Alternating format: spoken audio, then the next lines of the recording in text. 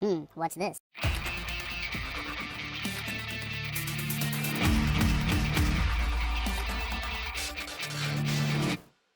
Hello, welcome back to the Freak Show. It's time for the Dwarves once again, ladies and gentlemen, with me, Bumpy McSquigums, and Tonguedill and the others.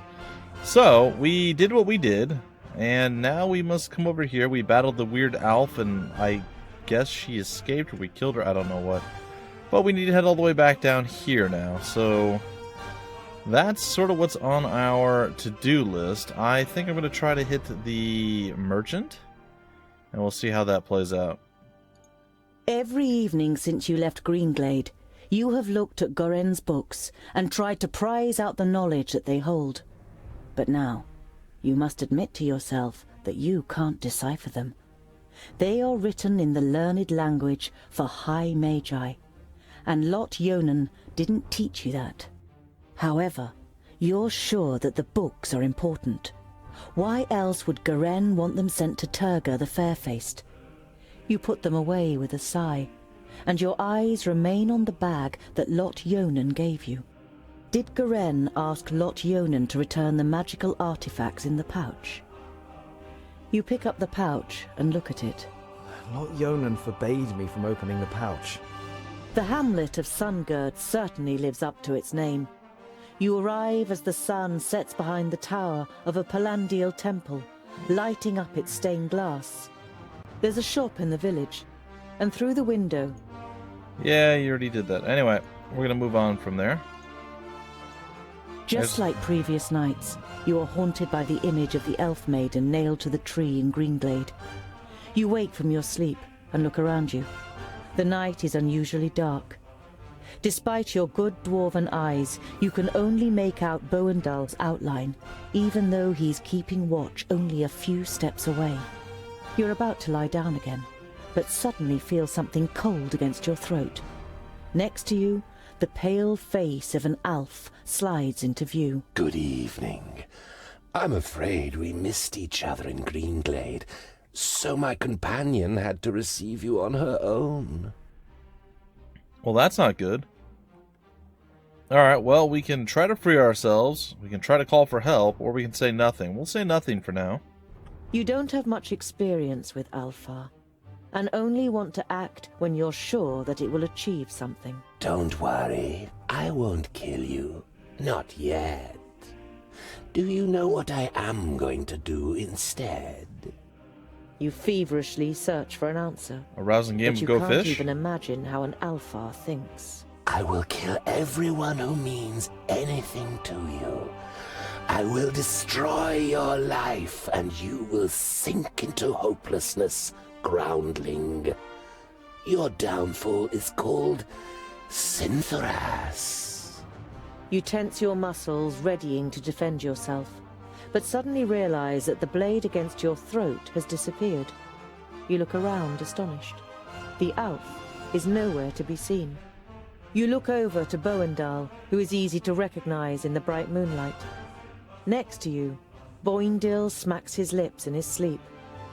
You touch your throat, and when you don't feel anything, you breathe out, relieved. Just a nightmare. At least that's what you tell yourself. But you don't close your eyes for the rest of the night. Yeah, that would be a little off-putting, not gonna lie. You reach Parista and go straight to the seat of the Yeah, guard. The report... you already said this before. Alright, well, I'm trying to catch up to the merchant, but the merchant seems to be quite intent on leaving me behind. Boindil unwraps his dwarf cheese again and cooks it on the fire. When he offers you a piece, you take it. I knew we'd make a dwarf of you in the end. You chew on the cheese so you don't have to answer. It tastes better than you first thought. Excellent. Oh, good, he's coming back to play. Oh, good, we're gonna meet up right here. So we meet again, Oh, is this dear you dwarf. again? Oh. Tonguedill, wasn't it? Interested in buying? Yeah, what do you have for sale this time, buddy? Well, you have a few more of these. Yeah, I guess. Sure. Oh, what's this? Goran's books and... Oh, I bet we can sell this, right? It's only for 75. That seems underwhelming. Well, hopefully that's not a mistake. Like, we don't need You the say pearl goodbye or to something. the trader. Well, I kind of want to go visit that merchant, because I feel like we missed that one before. So we're going to make our way over there. Which could be taking us a very long time and a very far distance away from where we should be heading. Which I'm hoping doesn't, like, bite us in the booty. In the early evening, you make an unusual discovery on the side of the road. A colourful trader's wagon has been carelessly abandoned, with not a soul in sight. Oh, that's not good. I don't like the look of this one bit, Boindil. You take a look around there, I'll stay on this side. Tungdil, you check the surrounding area, and be careful. Okay, we can examine the wagon, we can search for tracks on the ground, we can enter the wagon, or we can view our surroundings. We'll view the surroundings for now. You scan the road and the woods on both sides. Apart from the twins who are fighting their way through the undergrowth within earshot, you can't hear or see anyone. Okay, search the ground. You can see a lot of tracks in the mud around the wagon. Hoof prints and footprints from humans in heavy boots. At least half a dozen long ones must have approached the wagon from the woods on both sides. Alright, examine the wagon. The wagon itself isn't damaged, nor is the drawbar. But the belts and leashes that normally hold the draft animals have been cut clean through. Guess we're going in. The dwindling daylight provides little light inside the wagon. It smells of leather, spices, and candles. And there's another smell in the air, which you can't quite place. It reminds you of your forge in Lot Yonan's vaults, but different. It is messy, but no more so than you would expect from a single dwarf. The bed is rumpled, and there are tools and leftover materials piled up on the little workbench. There are several cupboards hanging on the right-hand wall. At the end of the wagon, there's a large wardrobe, and next to the door on the left is a heavy wooden chest with rusty metal hinges. Huh. Well, we can examine the cupboard, we can examine the wardrobe, or the chest. Let's go with the cupboard. We'll The start with smaller the top. cupboards are piled high with a multitude of tins and boxes, all filled with odds and ends that the trader offered for sale to customers on his trips. Nothing of real interest. Okay, and inside the You wardrobe. reach for the knob of the wardrobe, and then stop. The rug in front of the wardrobe squelches as you step on it, as if you had stepped in a puddle. You try to work out what has soaked the rug, when suddenly the door of the wardrobe springs open and something bounces into you. You take a step back, and the realization of what hit you makes you take two more. Lying on the floor in front of you is the body of a dwarf, headless. Lovely. His head has been cut clean from his neck. The dwarf is wearing clothes that look more like human robes, and bears no coat of arms that would identify his kingdom. You didn't know him, but no one deserves to die like this. Alright, let's examine his corpse. His head is being cut off cleanly, probably with a sharp blade. A quick glance in the wardrobe confirms what you already suspect. The dwarf's head is nowhere to be seen. What's in the box? What's in the box? As you try to lift the lid of the chest, you realize that the lock has been broken out of the wood. You open the lid and look inside. Huh. Amongst clothes and some empty boxes, you find a loot case and a beautiful loot of the kind that humans build, as well as a bag of bread and cured meat. Alright, well, I guess we'll take everything You take we the can. loot. You can't play, but an instrument like this is worth good gold. Indeed. And we'll take some food. You take the bread and the cured meat. The extra provisions should keep you going for a few days. Okay, sweet. Let's tell the twins what we found. You give a short, sharp whistle, and the twins come running at the double. You tell them what you found. A group of horsemen with heavy boots has been here. And I found Mort in the wagon. Beheaded. I have a hunch that the mercenaries from Fallow Rock have something to do with this. Wretched dwarf killers! You can tell that Boindil wants revenge and can understand his feelings well. You wrap the body in linen, dig a hole in the woods, and place the body in it. You lay a couple of his tools and other personal belongings you found in the wagon next to him. You wish there was more you could do for him. You continue on your journey in gloomy spirits. I think it's time for us to go human, Alton. And we will. You come across an orchard next to a farmstead and surrounded by several fields of wheat. You don't see anyone working in the fields, but there's a young man lying under an apple tree. He has his legs crossed and a straw hat is covering his face. Ask the young man about the Mercenaries. Excuse me, but we're looking for a group of mercenaries. Have they passed by here? The young man is startled. He must have nodded off. He looks around anxiously. When he sees you, the fear disappears from his face and is replaced by curiosity. It seems to you that the man is sizing you up. And if I answer, what's in it for me? Let's see, 30 gold pieces perhaps? How about that? You'll hold on to your legs. That doesn't sound too bad, does it? We could also ask the farm owner if you prefer. We'll do that one, farm owner. If you can't help us, we'd be happy to ask the owner of the farmstead. We'll just tell him that the man sleeping in the shade of the orchard sent us. What do you think? The man seems to size you up, and then a crooked smile spreads across his face. All right, you caught me. The people rode northwest. But please don't tell Father Mullen. There's no reason for that if you told the truth. So, northwest, you say? You continue on your journey, while the lazy labourer sinks back into the grass.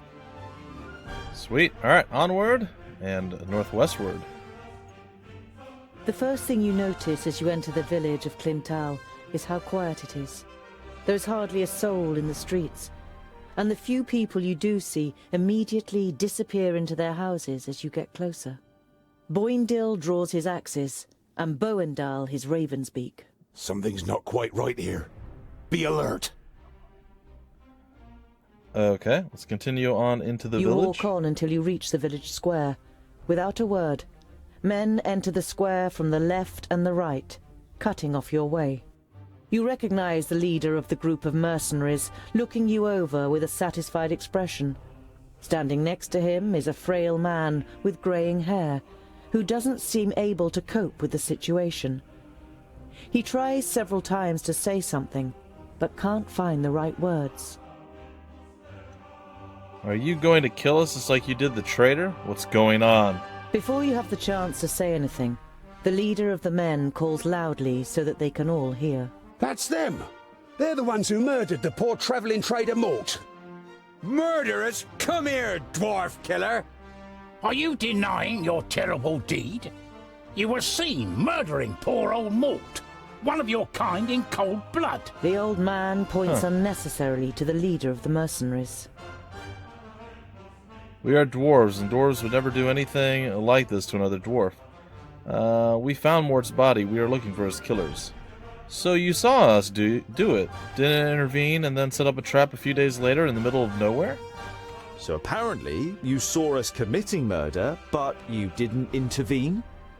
And then you overtook us and only set a trap for us now, and here, several days' journey from the place where it happened. Your story doesn't seem to make much sense. We knew that the good people of Clintal would stand by us in confronting you. Mort was well known and respected around here.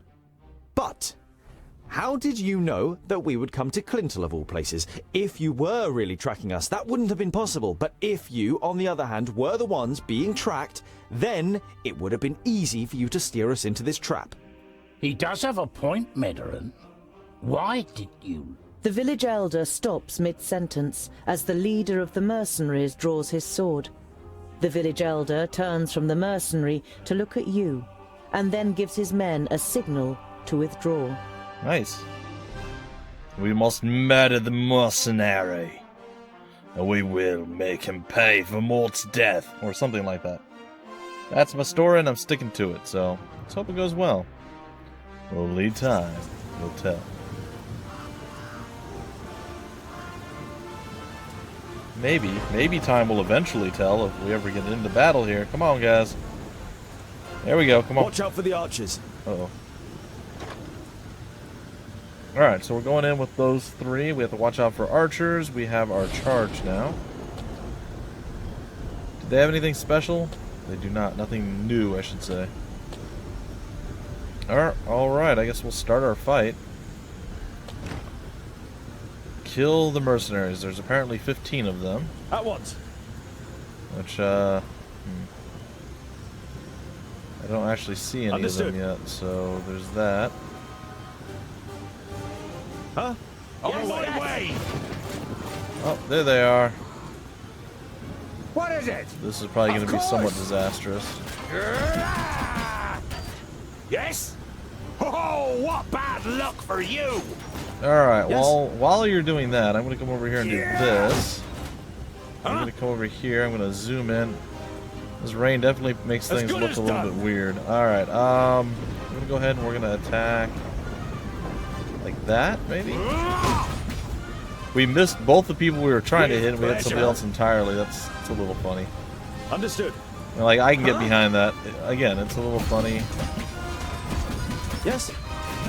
Alright, let's not get ourselves wounded by our own people here. Understood. Just get hit with friendly fire again. Yes. How about you turn and face what him? bad luck for you! On my way. He hardly put up a fight. Alright, so we know that we have to be cautious of archers, Alright. but we don't know specifically where the archer On my is, way. just that the arrows are coming toward us. Yes. I come back over this way. These guys are actually pretty tough, not gonna Attack. lie. They're actually a What bit is it? overwhelming, at, like, right now, anyway. Yes, yes. Alright, we're gonna come over here, we're gonna take on you and you, Come here, you. and should be able to put both of you guys on the ground. Yes. You were supposed to As be good as killing done. the archers, On my who way! are apparently all up there. Say goodbye forever! I don't know how we get up there. Oh, like that, okay. And what now? Huh? Understood. I'm with you. Alright, so I'm gonna get Understood. Bowendall to come up over here. And what Oh, now? hey, he's already up there. Alright, what if we do this? Are we gonna knock the guy off the thing? I think we might, Huh? which could be kind of fun. On my way. No, we were unable to What knock is him it? off. Alright, so what we're gonna do instead is jump up there, and then we're gonna go ahead and we're gonna launch our big attack Uh-huh. of the AoE variety, and I guess we can come around this way. Which I On my also way. feel like might be a pretty bad Understood. mistake. I'm not sure. Bowendar, give me a hand. And what now? Oh, he's having Huh? a hard At time. once. Alright. Understood. Attack. I don't know What that we is can As good really as do done! anything. Alright! Hang in there, buddy. Huh?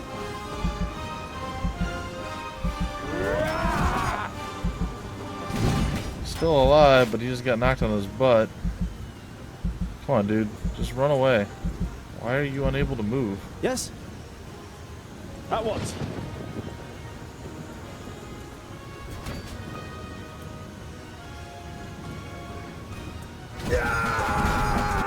Cheated. Down he went. Darn it. On my way. Thought for sure we had this. He's way to move. Man, they are Yes. just not doing well at all in this battle. These mercenaries, they don't seem like much, but they are just kind of destroying us. Like, straight up. Damn it! How many more of them are there? Oh, Apparently what too many bad more. luck for you! Yes. Don't really seem like bad Attack! luck. Okay, so definitely some misplaying there. Come up over here. We're gonna hopefully be able to finish this guy off. I don't think it's gonna be too big of a deal. I Yes! say that, but dear lord, go down. As good as done!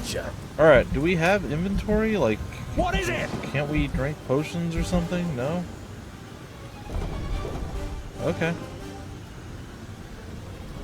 The game. Huh? Understood. How do I just At once. click that? There's no way to get our boy back up or anything like that? No? Yes? We're just gonna have to regen a little bit of our HP here while we're waiting, I guess? Yes. Well, there's only 5 mercenaries left. You wouldn't think that this would have been a very difficult battle, but I just did really poorly, apparently. Huh? Alright. On my way! Let's see if I can't bait this guy to come in and face us. At once. Well, kind of a one-on-one situation Attack! here. Understood. End it. Yeah! At once. Attack! What is it? Okay, so he's down. On my way. Understood. Got 2 more coming. Oh, 1 more coming. At once. On my way. He's going to head on over, and we're going to handle this. Understood. On my way.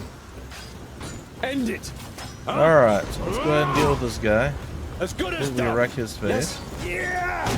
And then go after his compatriot here. Attack! Pow! Another one bites the dust. Understood. Make sure we don't get hit with End any it. of that friendly fire. Get him, Tungdill. Yeah! At once. Attack! Alright, these are the last 2. Should On be my way. relatively easy. Yeah! Understood. Attack! Yes? I didn't hit you very Alright, hard. so down he goes, and that guy's pretty much Say done as goodbye well. forever.